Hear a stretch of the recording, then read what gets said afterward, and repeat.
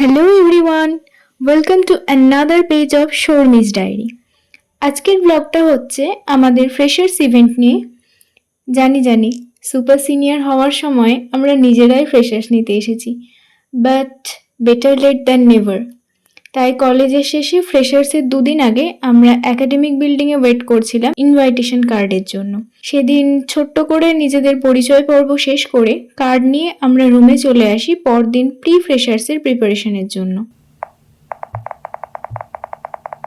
Pre ফ্রেশার্সেও আমরা অনেকটাই আগে পৌঁছে যাই, তাই সময় কাটানোর জন্য ডজন খানেক ছবি তুলে ফোনের গ্যালারি আর নিজের মেমোরি দুটোই ফুল করে নিই। 2000 years later.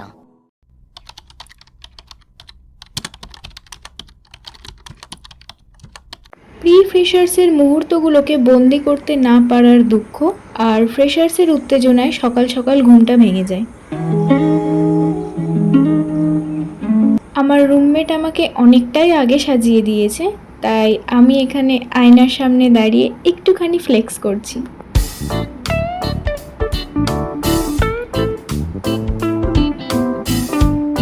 কলেজে গিয়েও আমরা গসিপ করে আর প্রচুর গ্রুপ ফটো তুলে কিছুটা ক্যালোরি বার্ন করেছি, তাই সেই এটিপিটা রিফিল করতে ব্রেকফাস্ট করে নিই।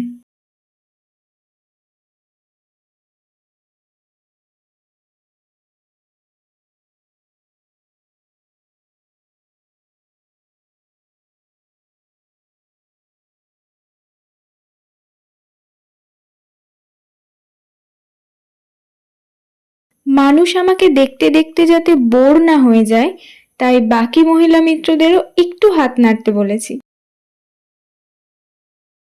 আর এখানে তো এরা তিনজন আলাদাই খুশিতে নাচছে। এই হুক স্টেপটা দেখে যে গানটা গেস করতে পারবে সে পাবে আমার তরফ থেকে 7 কারোড়। আর তারপর আরো কিছু ছবি তুলে ফোনের স্টোরেজের 12টা বাজিয়ে আমরা চলে যাই আমাদের মেইন ইভেন্টে। A few minutes later. দিদিরা আমাদের সুন্দর করে বরণ করে, বাট বাট চিনটা পাক ডমডম। ভেতরে কিছু রেকর্ড করতে না পারায় আমরা বাইরে চলে আসি। Getting high in the sunrise with you, getting through all the bad times with you. I wasn't missing a thing, now I do. এই হচ্ছে আমাদের পুরো ডেকোরেশন, পুরোটাই অ্যারাবিক থিমের উপরেই ছিল।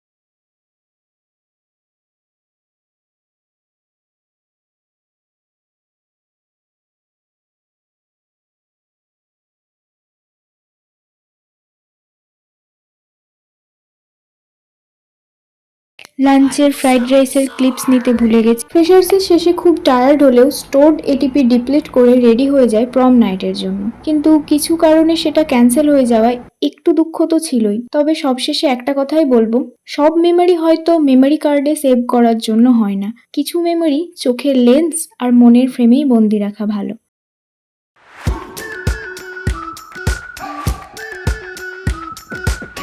We've been waiting for so long.